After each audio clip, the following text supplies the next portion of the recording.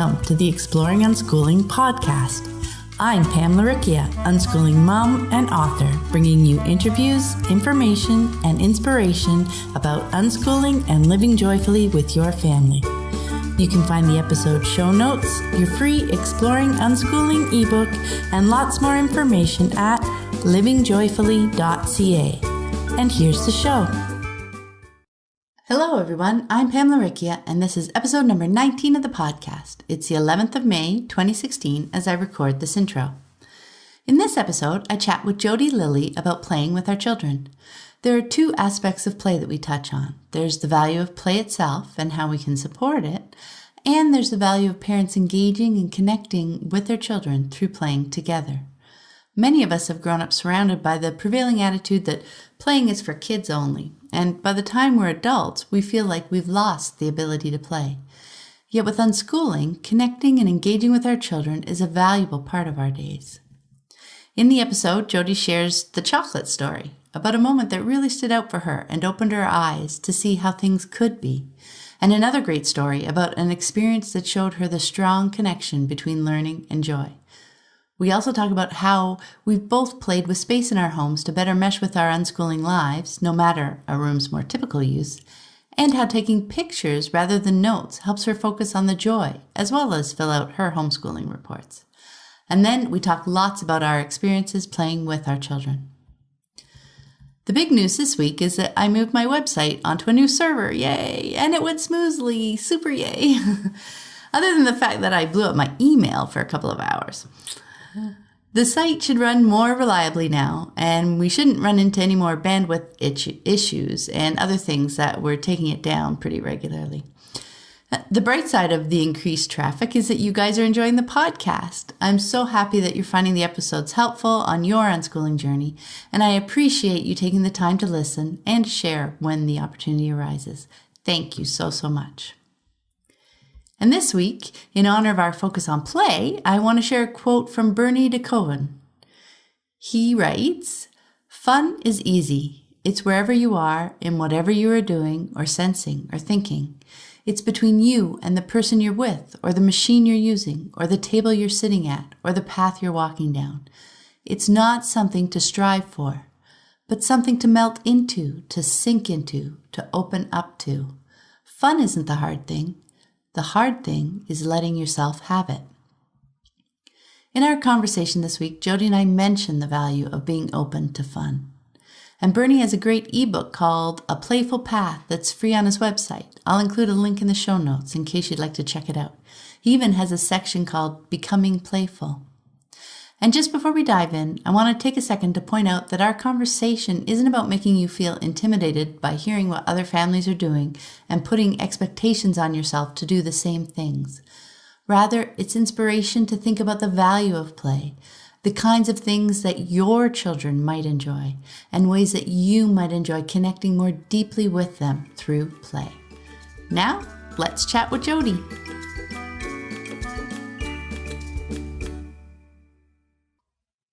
Hi everyone, I'm Pamela Riccia from livingjoyfully.ca, and today I'm here with Jody Lilley. Hi Jody. Hi. Hi. I'm so excited to chat with Jody about play because I just love seeing her pictures show up regularly in my Facebook feed. It's not so much that they're always busy doing lots of things, but that she captures such joyful fun and engagement even in the ordinary moments like coloring or playing with their toys. Noticing those moments rather than almost dismissing them as the kids are playing is a beautiful thing. And seeing the immense value of play is an important part of the unschooling journey. So let's dive in. My first question, Jody, is can you just share with us a bit about your background and your family? Yeah, so I grew up in Alberta. I did really well in school and I enjoyed it for the most part. I finished high school and went on to university, and I loved it so much there that I actually stayed there for 10 years and finished with my master's in biomedical engineering. My husband, David, and I met in high school. He actually did really well in school as well, and we used to compete for the highest marks, often bringing our tests up to teachers and trying to get a few more marks to put us ahead of each other. We started dating in our second year of university and got married a few years later. Over the years, we've moved a few times. We've had 3 kids, and they're all actually born in different provinces. My oldest is Nathan. He's 11 now. He's always loved games of all sorts, board games, card games, video games. He's an avid video gamer now and loves exploring new worlds and role play with his friends and has been excited about sharing that with YouTube. That's kind of his newer thing right now. My oldest daughter, Kanea, is 9 years old. She loves creatures, and dragons and wolves are her favorite animals to play around with. And she enjoys pretend play, Playmobil, stuffed animals, and also virtual worlds with her friends as well. And my youngest daughter is Geneva. She's 5. She loves fairy tales and dancing and pets, and she also loves pretend play and plays a lot with her Playmobil and with Lego. Cool. And you know what's funny in there? You mentioned biomedical engineering. That's actually what I was looking at when I first went to university. Yeah. I've never actually heard of someone who went through. I ended up finding nuclear, and because we actually had a nuclear reactor on our university campus, so we got to play around a lot with that. But anyway, that was cool. And I love your description of your kids. It's going to be really fun to dive into all that. Can you take a quick moment to chat about how you guys discovered unschooling and what your family's move looked like? So I think, unlike a lot of people that I've met on this path, unschooling kind of fell in our laps. We weren't really looking for it. It just came to us. We had just moved to Montreal, and my kids were only 1 and 3 years old. And I was having a really hard time finding other stay-at-home moms and kids to hang out with during the day. A friend of mine had suggested that I look to homeschooling groups. And she said there's always lots of younger siblings, and I would definitely find some like-minded attachment parenting families. So I found a group, and I went to a park day across the city. After the introductions, I started chatting with another new family who had come for the first time that day, and they had also just moved to Montreal. As it happened, they were actually living a block away from us, so we made plans to hang out with them. They had a young family, just one daughter who was 2 at the time, and they had been reading about unschooling since before she was even born. So I want to remind you at this point that we still were like, no, we're not homeschooling. We're just looking for people to hang out with. But we kept meeting with them over the summer, and she kept sharing all these ideas about learning and parenting, and it just all really resonated with me. She started giving me books. I remember Parenting a Free Child and John Holt's Learning All the Time she had given me, and sent me to Yahoo unschooling groups and blogs, and I just kind of kept reading it all and was really fascinated. So because we had young kids, the actual moving to unschooling, once we thought, yeah, this is the way we want to go, revolved more around learning to trust our kids and letting go of controlling certain things that had been kind of things we were battling with the kids about.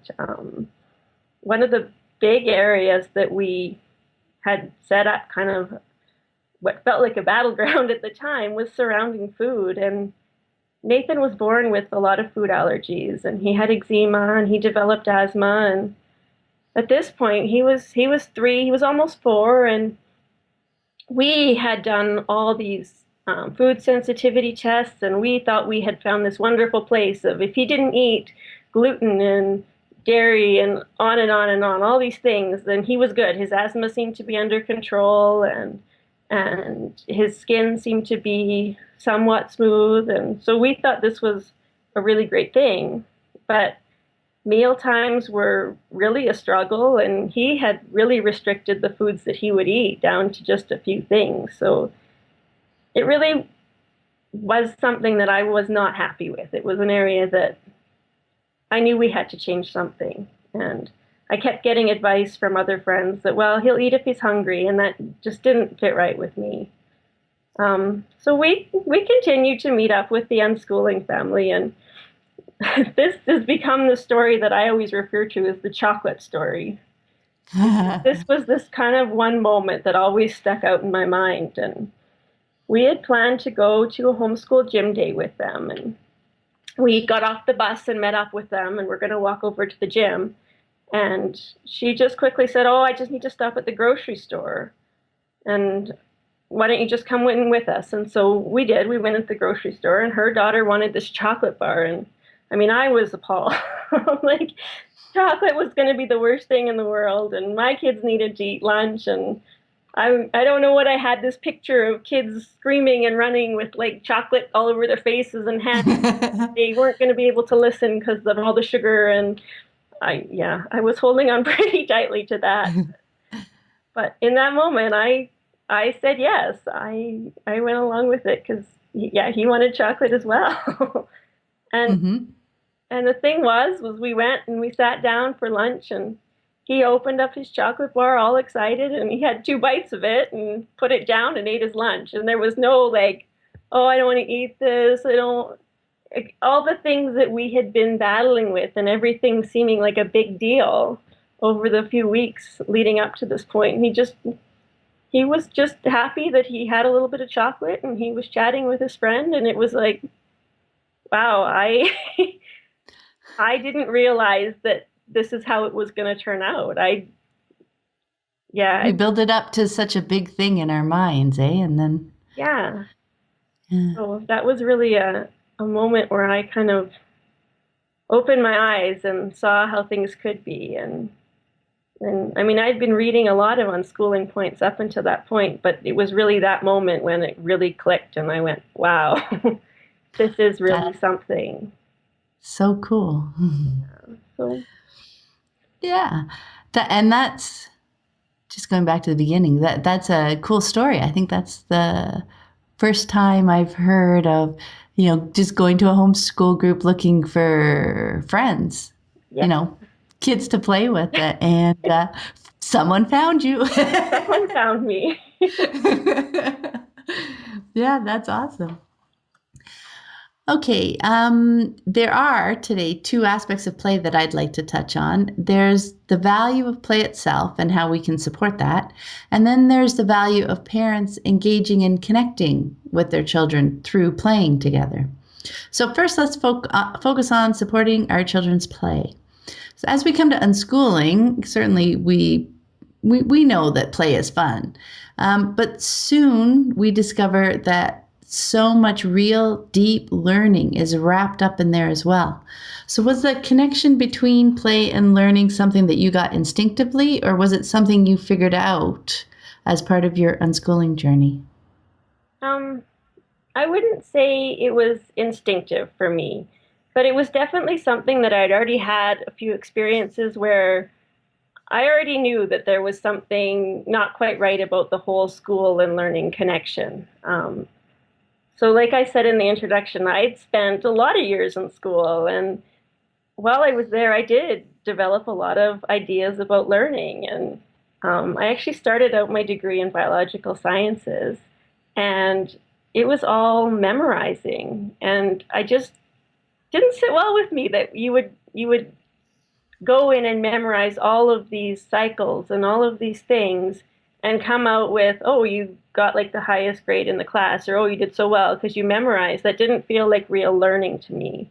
And then I switched actually into engineering, and something like playing around with computer programming where I could like really learn about something and see the knowledge and be able to apply it. And it was playing. I was having fun with it. And so there was that experience. I also kind of learned that you could play the game in school to do well on your exams as opposed to actually learning and understanding the material. So I learned pretty quickly that you could know pretty much nothing in the class and be able to do quite well on an exam by just knowing the questions that were going to be asked and know how to put in the equations and get the right answers and be done with it.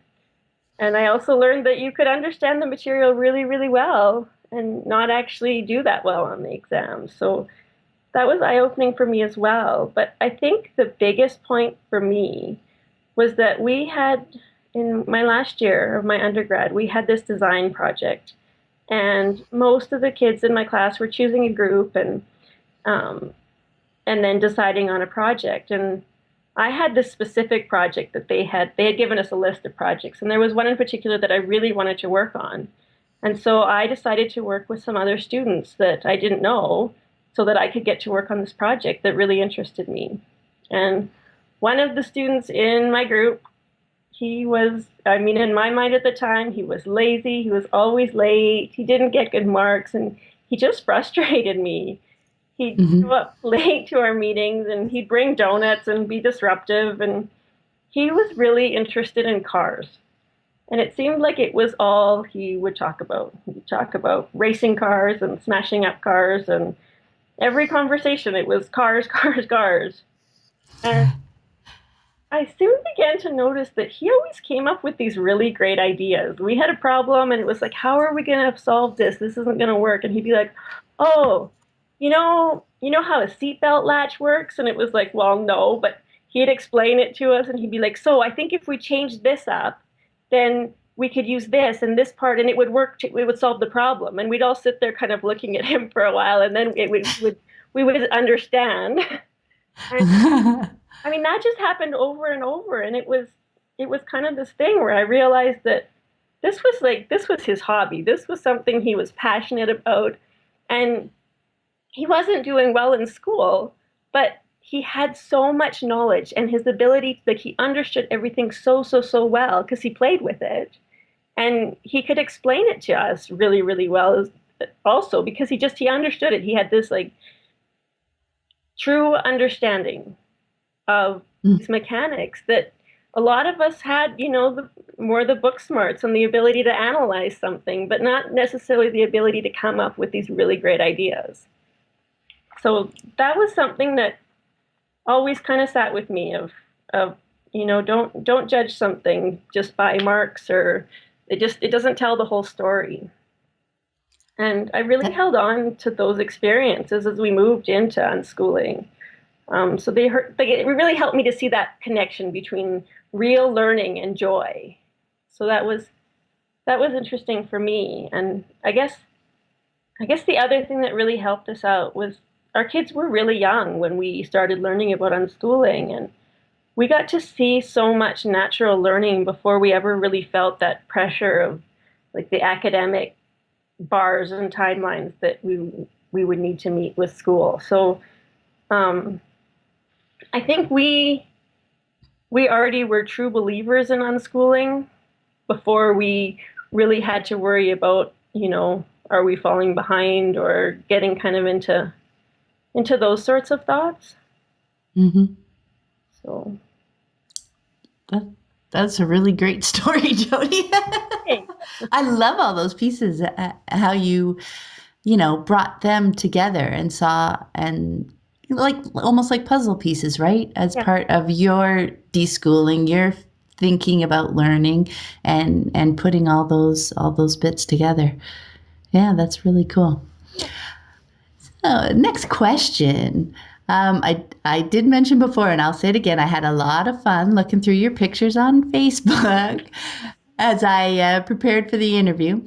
I was just wondering if you could give us a bit of an idea of how you've set up your home to support your children's play.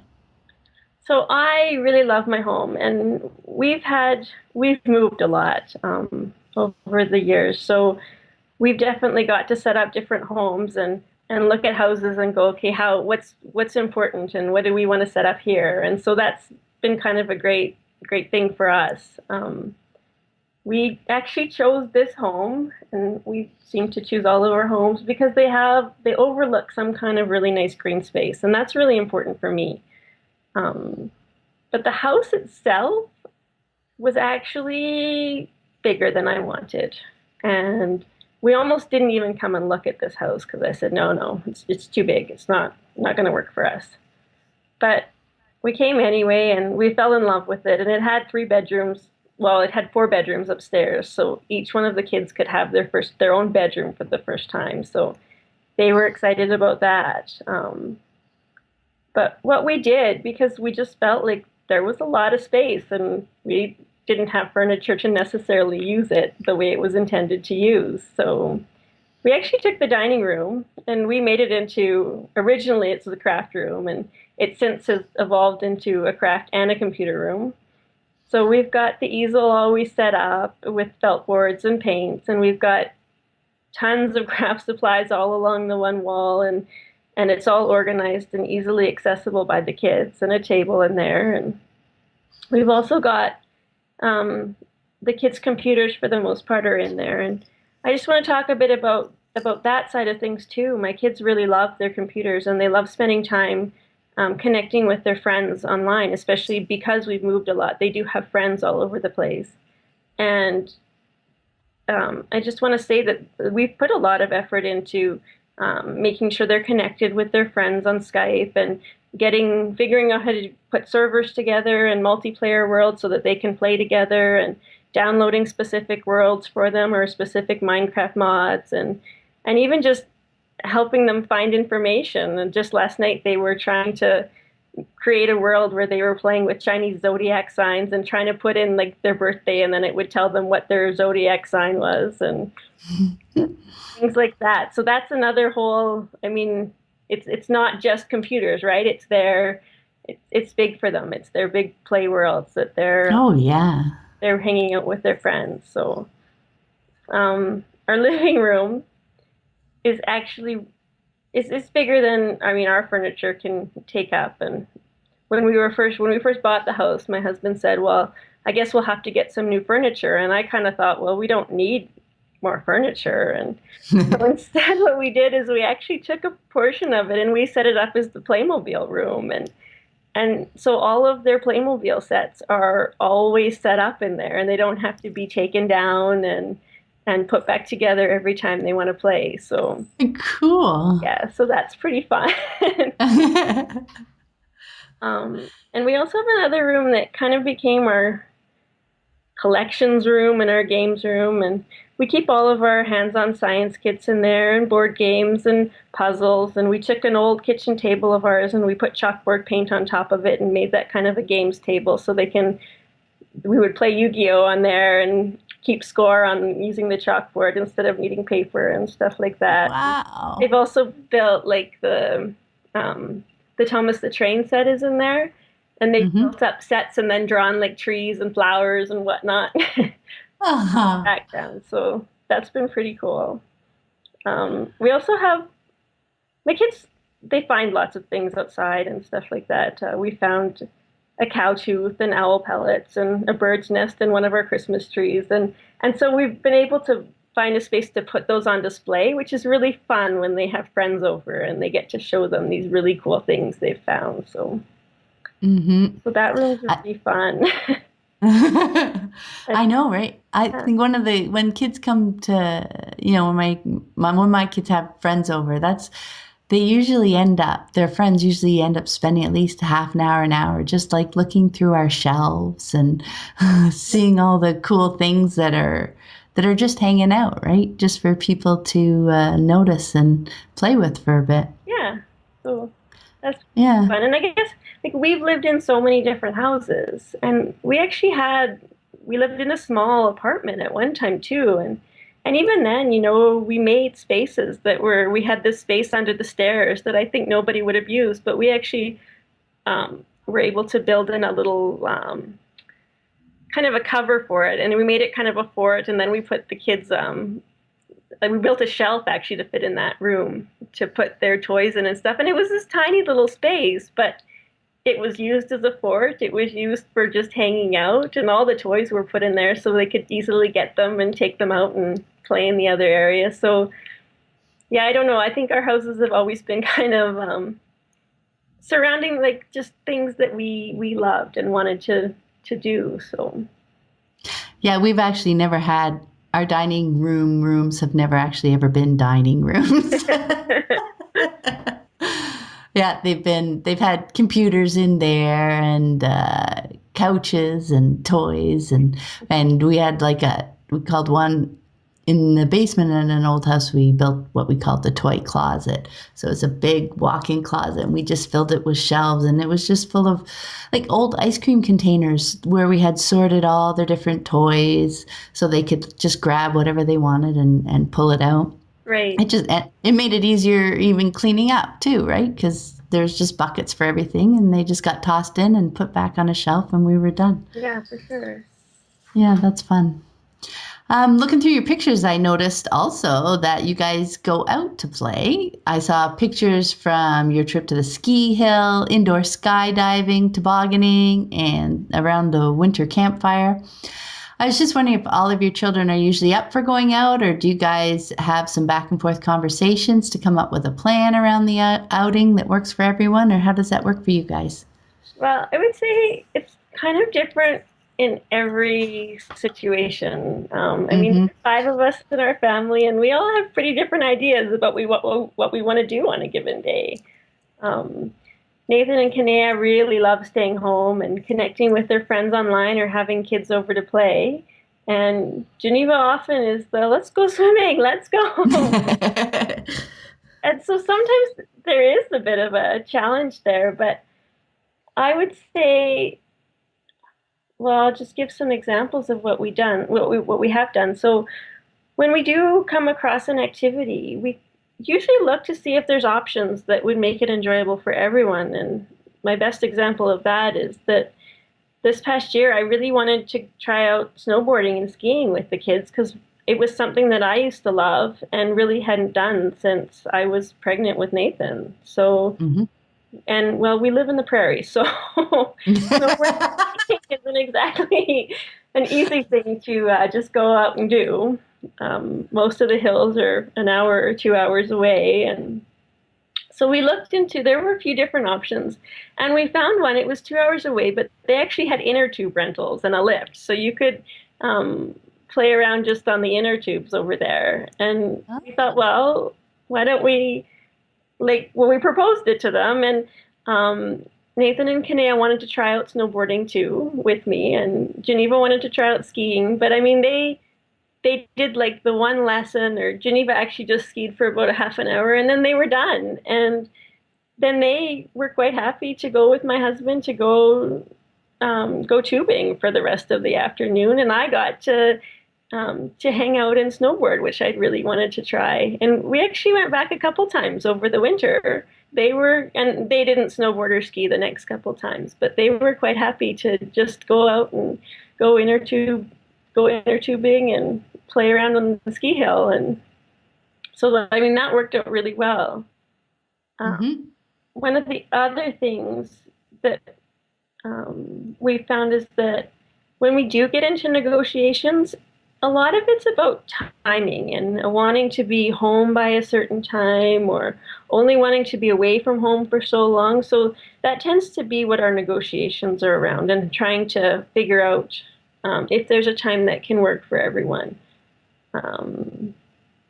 Something else like I said, we drove 2 hours to the snowboarding hill, and we found like iPods and iPads and the DSs and stuff really do help to make the drive more fun. And so my kids are usually pretty open to, oh, sure, we can drive for 2 hours. Weren't we listening to this audiobook, or I was going to play this game on my iPad, or we were going to watch some more of iCarly on our iPad. So I think that's really helped, because I know there was a while where driving was something that my kids just didn't want to do, so we didn't do a lot of it. And I guess sometimes it'll be David or I will take one or two of the kids out. I mean, my girls absolutely love going to the zoo, and I think they'll go every week, really. They're quite happy there. They think it's great fun. And my oldest, Nathan, he likes the zoo, but once every other month or so is kind of good enough for him. So we do split up sometimes, and someone will take the girls to the zoo and someone will stay home with him. So there's that. Yeah, I found we did that a lot too. That was really handy. And the kids, they learn about their siblings too. And if I said, Joseph or somebody really doesn't feel like going out, can we just wait till Dad gets home from work and then we'll have a bite to eat and go to the park or whatever it is they were looking? And usually we could work that out pretty well because they understood each other. Yeah, for sure. So Yeah. I don't know, and I guess we've had times too where it just kind of worked out. Um, I know you mentioned the campfire, and so the campfire was actually right in our backyard, and Nick Mm-hmm. had said, "I want to whittle," and it was just kind of this on a whim thing. He's like, "I want to whittle. That would be fun." And so David said, "Okay, well after supper, why don't we go out in the backyard and we'll do that?" And he said, "Maybe we'll build a fire because it's cold. It's winter, not warm." And he thought that sounded great. And then Kanea was like, "Oh, we have marshmallows, right? Like, oh, I'm going to bring the marshmallows out." And so she was out there, and the next thing you knew, my youngest was like marshmallows, and we had built like a little, I wouldn't call it a hill, just kind of a little thing that they could slide down on the sleds. So she was right out there too, and we ended up spending hours out there just hanging out by the campfire and roasting marshmallows and whittling and singing songs. Like it was great. I know, right? Just some things you can't You plan. can't plan. They just yeah, but as long as you remember stay open to it, and let things flow, some really cool things happen. And I love that picture of him whittling by the campfire. Here's my next question. I think a part of the journey is taking the time to notice our children's fun rather than just thinking the kids are playing, and so I'm free to go about my own business. You have so many great pictures of your kids having fun and playing just around the house, from tie-dyeing T-shirts to drawing pictures. I saw the one about the ribbon battles and building a computer and making candy. And then the other day, the stuffed puppy mud bath. Do you find that taking pictures help you notice these joyful moments? Does taking note of them help you feel more comfortable with unschooling? I think for me, I've always loved pictures that capture moments and capture energy. Like I think even back to when David and I were looking for our wedding photographer, we found someone who really captured energy and captured moments and not necessarily some of the more posed kind of things. Mm-hmm. So I just love capturing that like that look of wonder and awe and when my kids are like really entrenched in their play or maybe they're doing something that just kind of makes you laugh and you just want a picture of it to remember it and I think for me it's about remembering those things and I actually have been making these family movies from our pictures so I kind of go through our pictures at the end of the year, and I've been doing this for about 5 years now. We pick out a song that everybody in the family's loved over that year, and we just do kind of a slideshow to it that I set up on my computer, and we just love watching those movies, and it's reliving the moments and feeling the energy and the joy from those moments. So that's been I guess my motivation for taking those pictures is for that. I just absolutely love looking back on those pictures and those moments.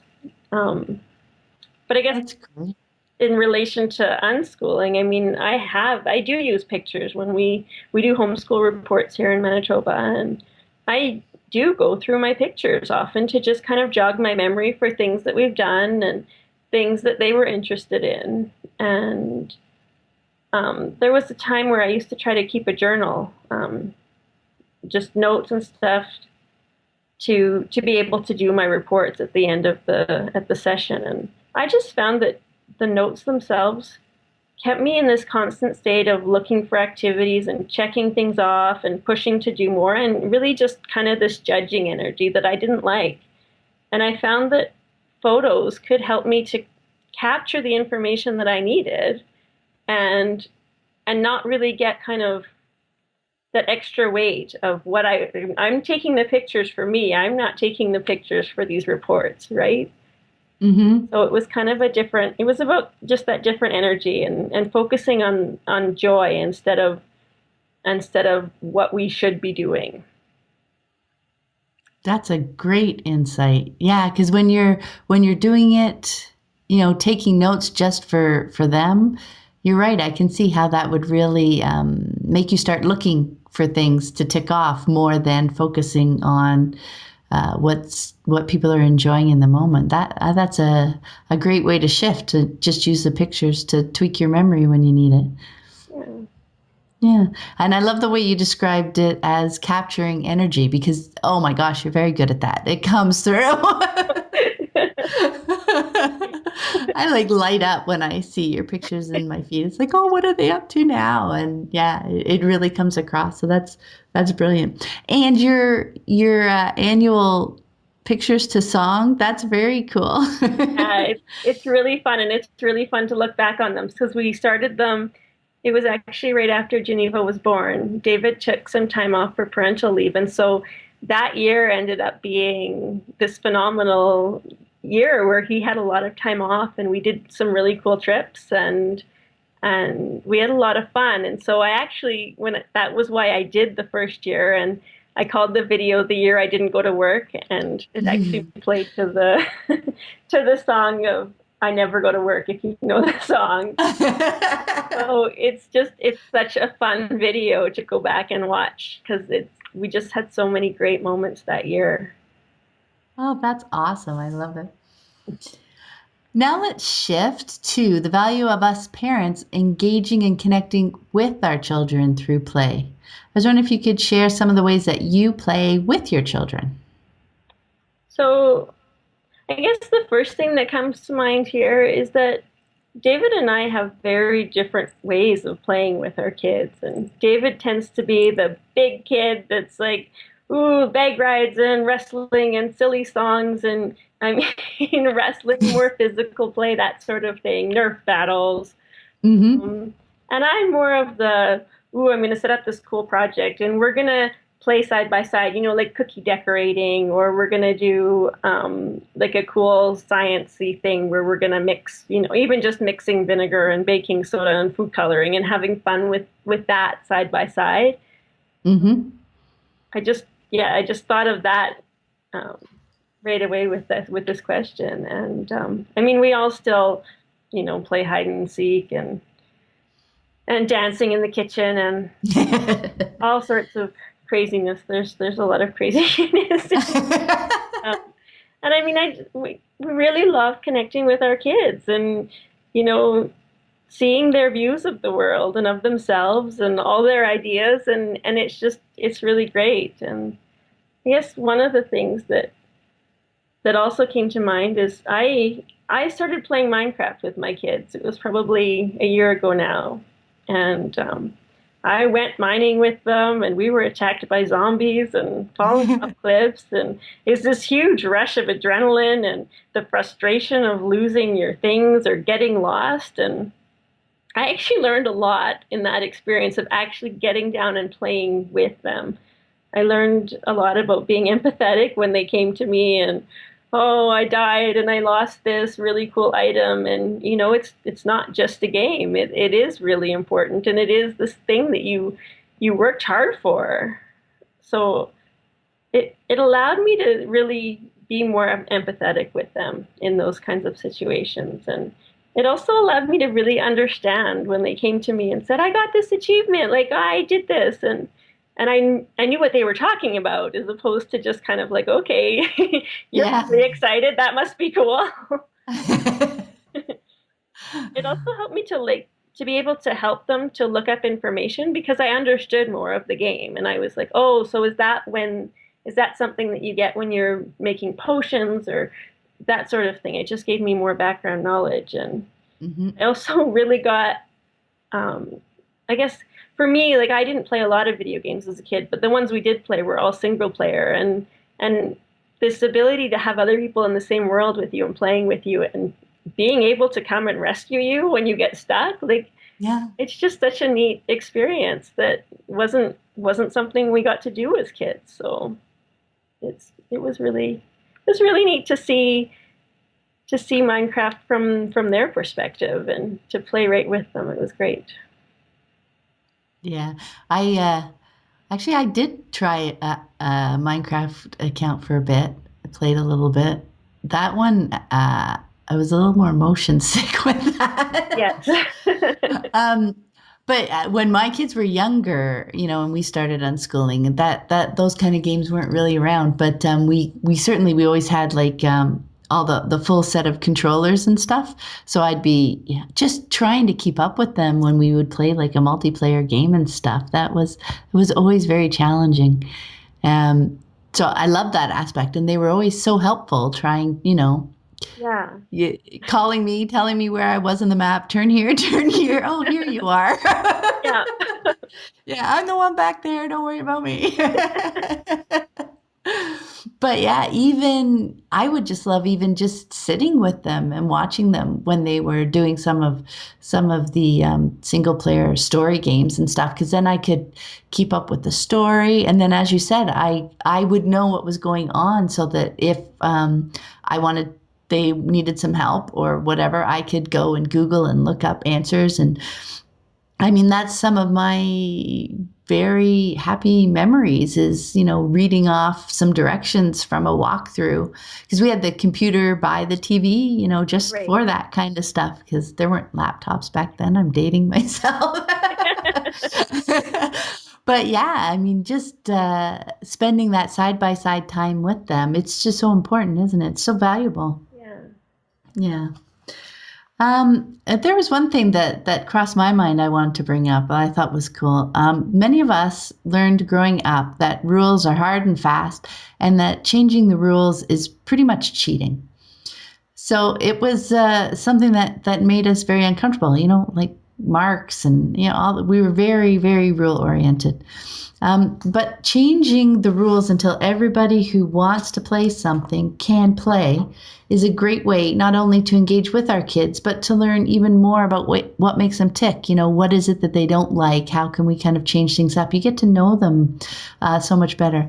And it's also something that seems that children do it almost instinctively when they don't have a history of fixed and unbending rules. Because I remember I was always so surprised at the inventive ways that my kids morphed the games. Ways that seemed to me, in my more analytical mind, wouldn't be fair to so and so who was playing, but they were all happy with it because it just took everybody's needs into account. So that was one of the really big paradigm shifts for me as I came to unschooling and spending more time and playing with my kids. That the focus, it really isn't about the rules. It's about the kids who are there and what they want to play. And from there, it just felt like this weight was lifted up and everything opened up. So I was wondering if you've seen your kids playing around with the rules.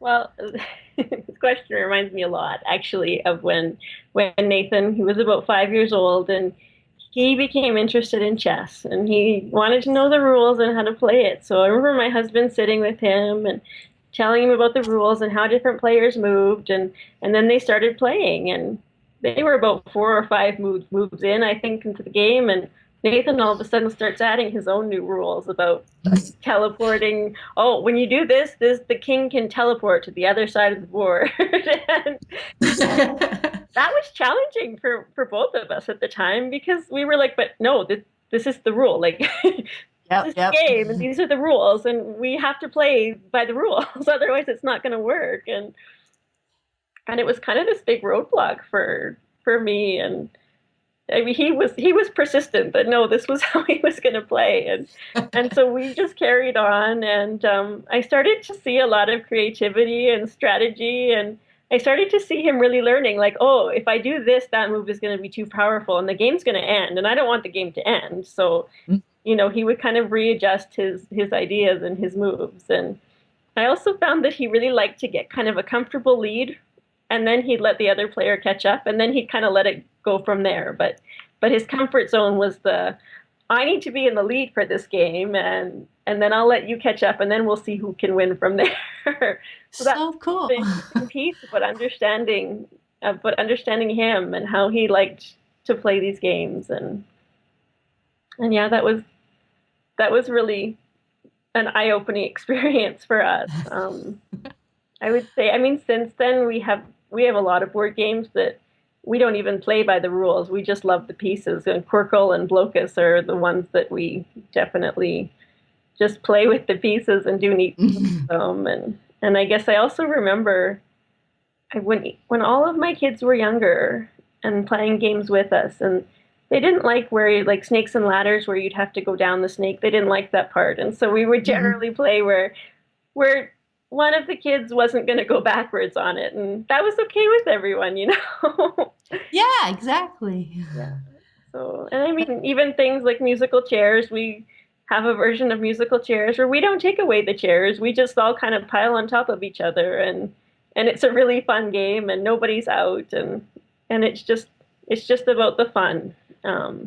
It's not about the rules and whatnot.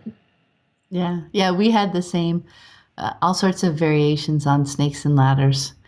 Even switching them up snakes and down ladders, and then trying up everything, and trying down everything and trying to get back to one. Like when we gave up on the game, whoever was the lowest Right. would be the winner. Yeah, it was just amazing the way their brains would just in the moment figure out what was comfortable for each of them and chat about it until they were ready to go ahead. I think your chess was my Monopoly. It's like, what? No, that's not how it works. Exactly. Yeah, I think we actually had a similar experience with crafts. I had these big ideas with Nathan that when he was little of, oh, we're going to do this cool craft activity, and I would put all the crafts out on the table, and he would get up on the table and be all excited because I mean, there's all these cool craft things that aren't usually out and accessible for him at the time, and I was like, this is what we're making, right? This is going to be fun. And he was like, well, can I use this to do this? And then he'd go and run and get something else. And by the end, he made something completely different. And, Hmm. I remember being somewhat uncomfortable there too. It was like, no, but this is what we're doing. Like, these are my rules and this is what we're doing here. And no, he was always coming up with his own really cool ideas and coming out with cool craft things that I never would have thought of. But yeah, it was Yeah. it was definitely different than what I had set out to do. I know. I think that was a huge piece of my deschooling was instead of seeing them as not following the rules and not doing it right, it was like seeing the creativity Yeah. and all the imagination that they brought to things. And eventually, after hitting that wall enough times, it was like, oh my gosh, I'm just going to sit here and be amazed. Yeah. Yeah. Yeah, that's very cool. So, last question. I was wondering if you could share any tips you have for parents about ways to get more comfortable playing with their children. So I think some of the things that have brought a lot of joy for us, and one of them is to share like toys and games and shows that my husband and I enjoyed as a kid. And I know recently I showed the kids the old Tiny Toons theme song, and I mean we all went about the rest singing that and playing it over and over and over again, and they just thought that was great. And we have a lot of toys and some books and stuff that we just loved as kids, and it's fun to share that with them. And even if it doesn't become something they're really interested in, it's still a neat connection, and we've really enjoyed it. Another thing that I had a hard time with for a long time was this idea of wasting craft supplies, wasting bubbles, wasting food supply, like food coloring, and for me, I really had to think that through to kind of get over that hurdle because they were playing with, the bubble mix and pouring it, everywhere and then using it and then like rubbing their hands in it. And it's like, they're really learning. They're really getting something out of this. But in the back of my mind, I would be sitting there thinking, but I just bought that and that's all I have and Hmm. sort of thing. So sometimes I would just give them what I was comfortable with them using for that day to kind of like be okay and not have to be constantly kind of like, oh, but don't use that much of it or Hmm. or be careful, you're going to spill it or so that was something for me. And another one is we really enjoy playing with science kits with our kids, and we don't follow the instructions. We basically get rid of the instructions completely and just kind of figure out how to play with with the hands-on things they've given us in these kits. So an example I can think of recently is my youngest loves rainbows. And I thought to show her the Magic School Bus show on rainbows the other day, and we watched it together, and they had prisms. They were talking about prisms, and I thought, oh yeah, we have a science kit with prisms in it. I'm sure of it. So I went looking for that, and we started playing with it. And I mean, they had this whole list of 10 activities that we were supposed to follow, and I was like, yeah. I just need to figure out how to make these prisms work properly. And the kids spend hours playing in the basement, chasing these rainbows around. So that was how we played with the kid. It wasn't about following the rules. It was about just playing and seeing what the kids wanted to do with them, and what kind of came out just naturally from these tools. I think the last thing I would say is just jump in. I mean, I know there's times where I sit there and go, but I just have to wash the dishes, and I just have to, but when they come and ask me to play, like, I try to just kind of say, you know what, that's all still going to be there. And I just need to take that step and jump in and play with them. So, and then we have lots of fun. Yeah. That was a big one for me too, is remembering to value that time just as much as everything else, and when you take a moment to step back and you think, oh, well, of course, that's like the most valuable thing. But yeah, it's hard in the moment when you're, about to clean off the table or do a load of laundry or something like that. It's hard to, take that step back for a second and remember, oh yeah, this is really, really important. But it always turns out so much fun, doesn't it? It does. It always does. So. It always does. And I was just going to say there, when you were talking about the prisms and not following the rules, but just digging into it and how much they get out of that experience, I just flashed and reminded me to the story you opened up with that guy in your study group at university, right? That he was always playing, and he with his love of cars and stuff, and how he had, you could just imagine in his background all these experiences where he was playing around with stuff that he could creatively bring those kind of ideas to your group. Right. Exactly. Yeah. Yeah. Yeah, it was like seeing it in action there. There we go. Well, I want to say thank you very, very much for taking the time to speak with me today, Jody. I had so much fun. I love talking about that. Me too. Thank you. It was great. Is there a place where people can connect with you online? Really just Facebook. Is that the easiest place? That's the easiest place. Cool. Well, I want to say thank you very much again. Have a great day. Thanks, you too. Thanks for listening today. I hope you found it helpful. You might also like the backlist episodes at livingjoyfully.ca/podcast. You can also get your free Exploring Unschooling ebook at livingjoyfully.ca/exploring unschooling. If you'd like to connect, you can also find me on Facebook at Living Joyfully. Until next time, have fun living and learning with your family.